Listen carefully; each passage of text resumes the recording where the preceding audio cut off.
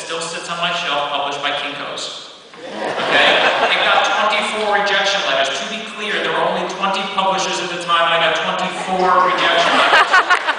Okay? I'm not making that up. That means some people wrote me twice to make sure I got the point.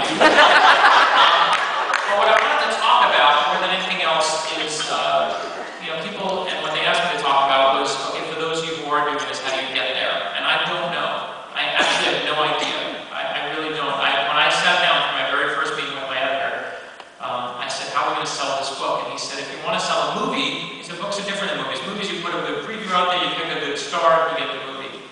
But they said, books are very different. We all know books are sold by word of mouth. It's by one person saying, you've got to read this book.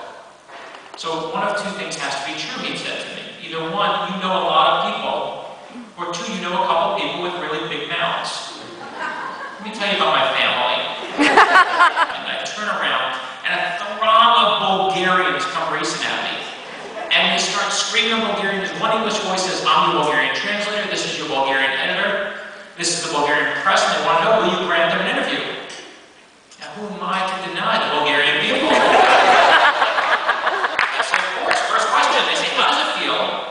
To outsell John Grisham in the United States. And I say, can you translate that again?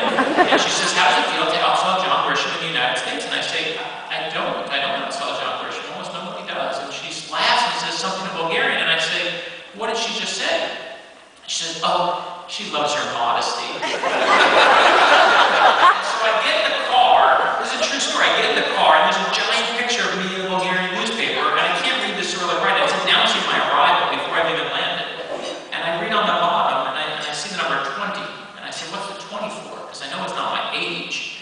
And she says, oh, 20 million copies. That's how much you sell per book. And now I realize that the entire country of Bulgaria has been lied to. So they put me on the Slavi show. It's like the Tonight Show and David Letterman combined. You can look it up. It is watched by 80% of Bulgaria. 80% of Americans don't brush their teeth. Okay? But 80% of Bulgarians watch the Slavi show. I go on the Slavi show. It's this big, giant, burly man. He looks like the strong man in the circus, but without the twirling mustache. And he looks at me, he gives me all the questions, just like they do here. And I sit down, he tears up all the questions on live television. Because, people sleep out for these tickets. It's a huge audience. And he looks at me and says, Brad, through the translator, I can see what you're wearing. I know what you do for a living. I'm going to guess everything I can about you. You can see what I'm wearing. You know what I do for a living. I want you to guess everything you can about me. Would you like to play this game? Yes, Slavi, on live Bulgarian television. I'd love to play this game. And so in front of 80% of Bulgaria, he says first thing to me. He says, you don't care about fame. You don't care about money. You know that's all nonsense. You love your wife so much, you're worried if something happened to her, you don't know if you'll be able to go on. You fight the battle for your parents that you think they can't fight for themselves, and it affects your relationship with them.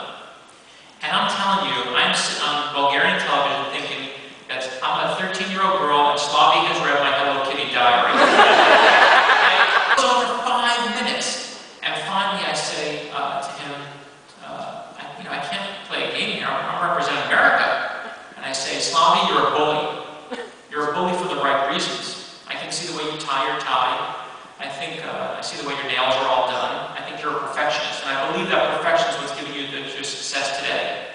And I also believe that when you put your head on that pillow at night, that what you are most scared of more than anything else is that this demand for perfection, because I see you're not wearing a wedding ring, is going to leave you alone forever. And now the Bulgarian people are silent. And I don't know if I'm going to die in Bulgaria, or they're going to erect a statue of me in Bulgaria, but I picked my spot, this is it.